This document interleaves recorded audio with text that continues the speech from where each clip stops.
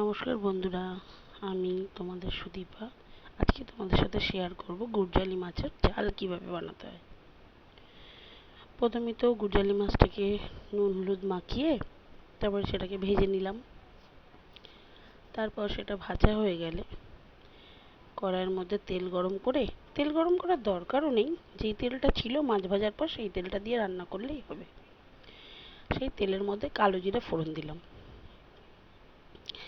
তারপর তার মধ্যে আদা বাটা আর টমেটো বাটা, শুধুমাত্র আদা বাটা আর টমেটো বাটা দিয়ে আমি রান্নাটা করেছিলাম।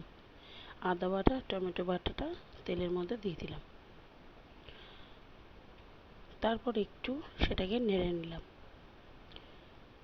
নাড়ার পর তার মধ্যে আমি দিলাম কয়েকটা কাঁচা লঙ্কা, নুন, হলুদ, লঙ্কা এবং সামান্য জিরের গুঁড়ো। আমার যেহেতু অনেকটা মাছ ছিল তাই জন্য আমি 2 চামচ নুন দিয়েছিলাম। তোমাদের যেরকম মাছ হবে তোমরা পরিমাণ মতো নুন বুঝে দিয়ে নিও।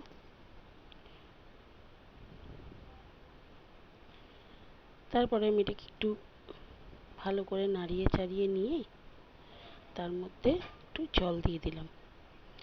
তারপর সেই জলটা ফুটে ওঠার পর খানিকক্ষণ পর আমি মাছগুলোকে জলের মধ্যে দিয়ে দিলাম।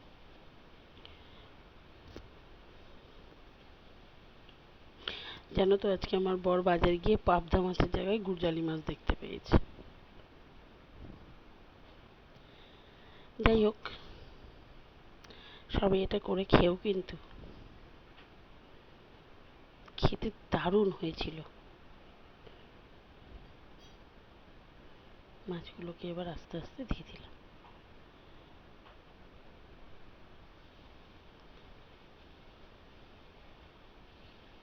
দেখো, আমি মাছগুলো একটু বড় ছিল বলে আমি 2 টুকরো করে নিয়েছিলাম। ছোট ছোট মাছ আনলে তোমাদের পিস করার দরকার নেই, গোটাই রান্না করতে পারো।